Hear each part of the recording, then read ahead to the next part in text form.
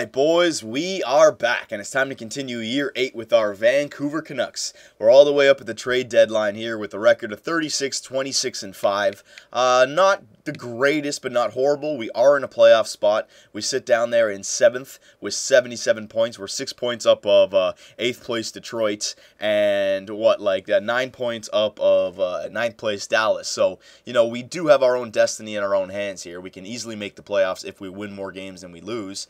It's just that we have a very streaky team here in Vancouver. Right before the All-Star break, let me just take you guys back a little bit. Right before the All-Star break, I think we won like 12 in a row or 10 in a row or something like that, or 10 at 12. We went on a really good streak. After the All-Star break, we won 3 straight, and then we lost like 7 of 9 or 7 of 10 or something like that. So, the President's Trophy, it was there for the taking after our winning streak, but then we let it slip, and now I don't think there's any chance that we can win that President's Trophy now, which is not the end of the world, but still at the beginning of the year, I was saying that was one thing that I did want to try and do, because I'll just show you guys my our GM tracker here.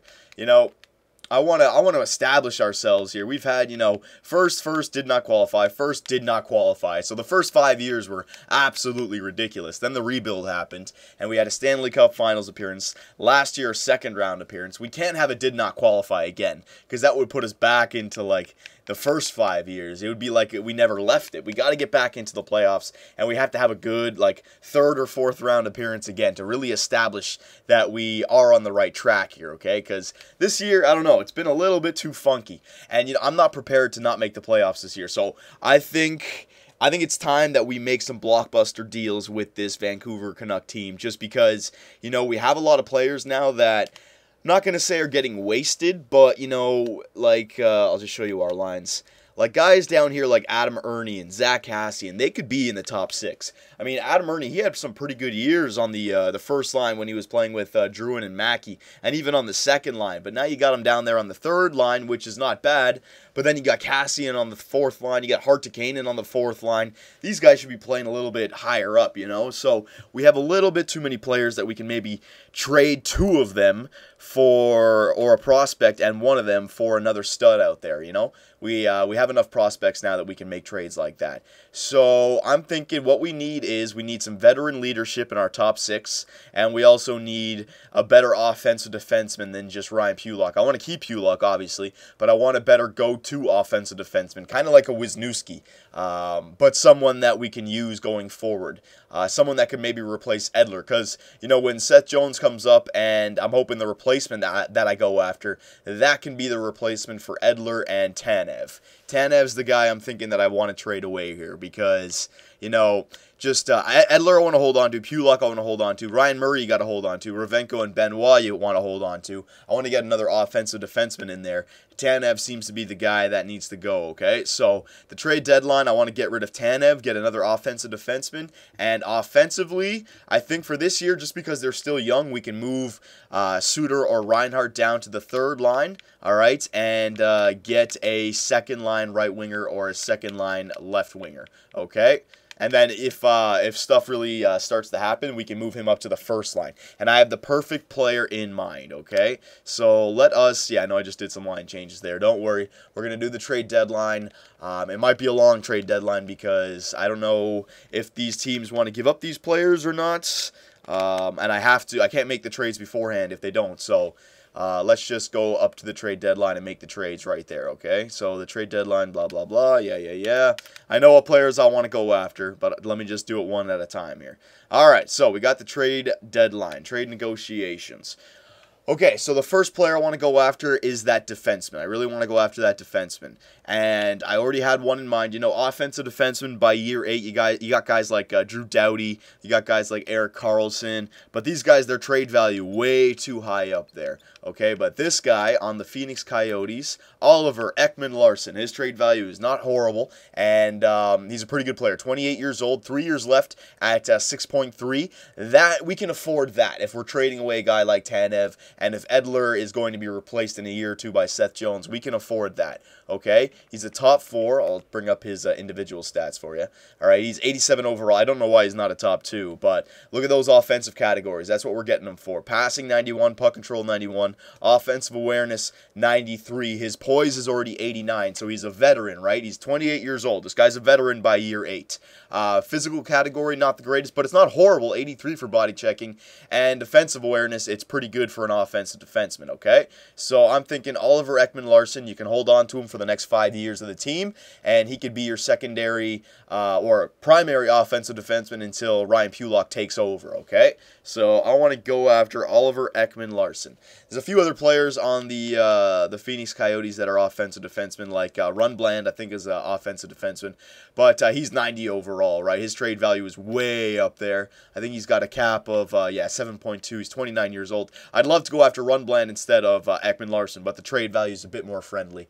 And then you got, who else? Keith Yandel. But by this time, he's 33 years old, 1 year left, and he's only 84 overall offensive defenseman. You know, I don't know if he'd actually be better than Tanev, but Ekman-Larsson is definitely better than Tanev. So we'll get Ekman-Larsson in there. Now, do they want at least to take Tanev? Yeah, okay, so they want Tanev, so that's good for us. All right. The thing about Tanev that's good is 4.5 mil for the next 3 years. It's decent. But you know what? It's just the offensive category. He's not the greatest. He's great defensively, but the offensive category, offensive awareness is only 82, passing 87. And with Ryan Pulock not really being quite there yet, we need somebody who's better offensively, okay? Because I'm not getting rid of Pulock. So Tanev, he's 30 years old. Thank you for your 8 years here and, your time that you served before I came here. But it's time to move on. So Tanev or Ekman-Larsson, that's obviously not going to work. But this is what I was talking about. Now we've reached that point where we can make some trades. Some of our young prospects we can move for sure, okay? So we got Janes, Bowler-Ice. What was this guy? This guy signed in free agency, I think, right? How good is he? He's 62 overall. I didn't draft him, right? No, I didn't draft him. Yeah, I can definitely trade away a guy like this. Goddard's going to be a goalie for a long time, so we don't need any 3.5-star goalies. Bowler-Ice, do they have any other goalies? Yes, they do, so I'll take back Howard. There you go. That would work now. Tanev, Bowler-Ice, Ekman-Larsson. No, I still don't think that would go through. It takes a little bit more than that. Now, I can trade anyone I want because I'm at the trade deadline, yeah. Seth Jones. See, Seth Jones, look at his trade value now. It's starting to go up a little bit. Maybe he's getting better. 25 years old. He's got to jump this year. This is the year for Seth Jones. Muscle White, I want to hold on to. Pulock, Ravenko, Murray, Jordan Subban, Vitus Mackey. You hold on to all these guys. All right, so I'll hold on to all my defensemen. Right wingers now. Guys like Dale Weiss and... it's saying that Dale Weiss is... He's not playing, but he's on our NHL team. I got to be careful about that because of our salary. You know, I forgot about that. Shit, our salary cap situation. That's all right. I'll have to deal with it later. Cambiets, Grand Pierre. Let me just see who's available, who they want. Oh yeah, I'll put this Cambiets guy because he was that grinder that I was never going to use anyways because of his low discipline. And then you can just send back this Halak. All right, so Ekman-Larsson, Howard, and Halak for Tanev, Bowler-Ice, Cambiets. And just to make sure that this goes through, I'll give you a 4th and a 5th. I don't need them by this year. All right, I still think that might not go through, but we'll try it out, all right? Will we get our hands on a 28-year-old offensive defenseman for our 30-year-old two-way defenseman? All right, will it go through? Yes, it did. All right, I'm happy to accept this proposal on behalf of the Phoenix Coyotes. We consider it a done deal. All right, so that's move number 1. We made move number 1, and I think our defensive core is a lot better now. We got Edler, we got Ekman-Larsson, we got Murray, Benoit, Pulock, and Ravenko. So goodbye, Tanev. Welcome Ekman-Larsson to our team. I told you guys this year we're making a run for the Stanley Cup, okay? There's no more waiting around for us. We can make that move now. Halak, I might as well send you down to the minors. So, edit lines. I'm just going to go best lines now to see what happens because everything's going to be changed up. I know we'd still have some players up here that I'm going to have to do a bunch of line changes, but Faxa and Jensen, they're sitting. So, I still got to get Callahan and Weiss. Yeah, that's it. All right. So, Callahan's going to play. Faxa and Jensen, they've got to play. Well, Jensen doesn't have to play. That's the thing, right? And Cassian, where's Cassian? Cassian doesn't have to play. So if I get rid of 2 of them, then we sit. Yeah, that works. So I think I want to get rid of Jensen and Cassian. Okay, Jensen and Cassian, and then bring in the top 6 forward that I'm thinking about. Now, he's nothing special, don't worry. He's just basically a replacement for Kassian this year. He's a veteran. I was thinking about going after a player like Milan Lucic, but he just got traded to the LA Kings, actually. All right, they don't want to give him up. His trade value's up there. The reason I wanted Lucic, 1 year left. That's really why I wanted Lucic. He's got a good age on him, 31 years old. He's a veteran, but 1 year left. That's perfect. But you know what? He's already been traded to the LA Kings. They don't want to give him up. They would never trade him away, so that's not going to happen. And the second player I was looking at was Gabriel Landeskog. Even though his salary is a little bit much, we can afford it for this year. 1 year, $7 million, but he's just been traded to the New York Rangers. So I'm not going to go with either of those power forwards, but there's another power forward that by year 8 obviously isn't a stud anymore, but he adds some veteran leadership to our team, and I think he would fit in quite nicely, and that would be Nathan Horton, okay? 1 year left, 34 years old, so you're just getting him for this year. He's a second-line power forward. I'd put him on the second line, right? You wouldn't interrupt the first line, but if you need to bring him up to the first line, he can handle it. He's got a poise of 85, and he's basically just, 86 or higher in every category, except for defensive, where he's like 84, 83, 86. But everywhere else, it's like a good 85, 86 or higher. So he's a good player to get, right? And he's safer contract than Zach Kassian because it's only 1 year. So basically, it's the same player as Zach Kassian right now. A little bit better, I'd say, offensively. Let's check out Zach Kassian. A little bit better offensively, yeah. Like, Kassian's got individual stats that are better, like Handaya. Jack's up there at 89. Offensive awareness is even 87. But Nathan Horton's got everything else just, around 86. Yeah, look, his shot, 87, 88, 87, 88. His puck skills, 86, 88, 86, 86. His poise is at 85, and his offensive awareness is only lower by 1. I would hold on to Zach Kassian if he only had 1 year left on his deal, but the problem is it's 3 more years at 5.25.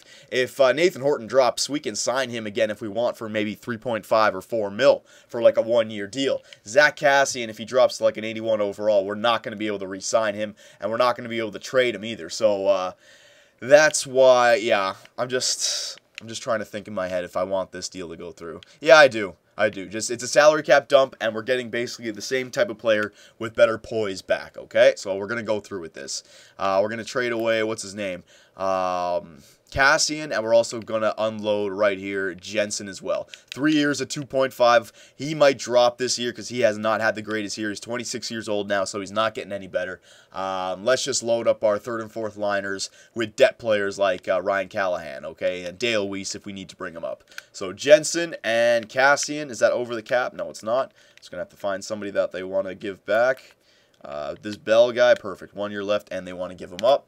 So Bell for Horton, Jensen, and Kassian. Yeah, that would definitely go through. So let me see if I can steal a draft pick as well. No, I won't be able to steal any of that. Trying to think. You know what? Something interesting here that I did see on their team. Yeah, Patrice Bergeron, he's got 1 year left as well at 34 years old. I mean, this could be a dump, and we could pick up 2 great veterans for our playoff run. The only thing about Patrice Bergeron is he's a two-way forward. He's got great defensive stats. He'd be a great penalty killer. But we have plenty of players like that, right? Like, it's like, how much is overkill now? I'll just put him out there just to see. Because it's perfect. 1 year left. It's a red name, right? They want to give him up. It looks like they're a pretty bad team this year. We can easily afford it. It's just that now the big question is, who does Patrice Bergeron replace on the team, right? He can replace Joe Colborne down there on the fourth line, yeah. But, I mean, again, overkill, right? We already have Joe Colborne signed. You're making trades just to make trades now. Hart to Kane, and I like him back there.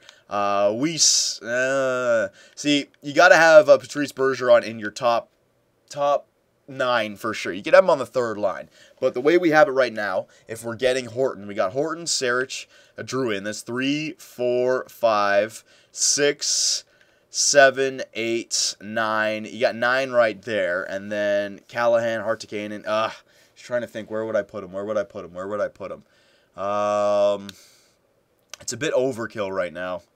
But you know what? It might just be a good deal just because I want to make that Stanley Cup run right now. Patrice Bergeron rather than Ryan Callahan, then Faxa. And I'm just trying to think really quickly here. Yeah, that would work, man. It's the only thing, like, I wouldn't do it if they didn't want to give these players up. Like, it's just so easy to get. This would be an easy trade to make go through. Faxa, 1, 2, 3, 4. Just give me a second here, boys. 4. I wasn't thinking about this beforehand. 5, 6, 7, 8, 9. Yeah, it's Adam Ernie's the guy who's left out. And I like Adam Ernie because he's almost better than Patrice Bergeron right now for a winger two-way forward. Patrice Bergeron's got the better... no, I don't want to give up Adam Ernie just yet. He's only 24. I don't want to play Adam Ernie. He's the guy who gets left out, though, if we bring up Bergeron. Because I'm not sitting down Tarky. Weiss is... He's not even in right now. It's Callahan. It's... I don't want to sit Faxa. It's Colburn. It could be Colburn that we sit. But Colburn's good. He's got a good age on him. No. You know what? I'm going overkill with this. No, I'm changing the team too much when I do that. No. Let's just go with Horton and Bell. And, yeah, we'll pick up... I don't even need a draft pick, really. You're just getting a pick just to get it with that. Let's, that's why I want to get Bergeron, because it's... No. You know what? Let me just end this right now. It's going too long with this. Let's just try to get a Los Angeles first for my second. All right, so we're going to move up this second to a first-round pick. Jensen Cassian for a first and Horton. Will it go through? Yes, it did. I am happy to accept this proposal on behalf of the Boston Bruins, and we consider it a done deal. All right, so I did not decide to go after Bergeron there. I think it was the right choice because now we got 1, 2, 3, 4, 5, 6, 7, 8, 9, 10, 11, 12, 13. Yeah, we got 13 players up there with Weiss, so we still have plenty. Yeah, so Bell, you're going to be sent down. Defenseman, 1, 2, 3, 4, 5, 6. Yep, that's perfect. And there you go. That's perfect. And we're still perfect for salary cap as well.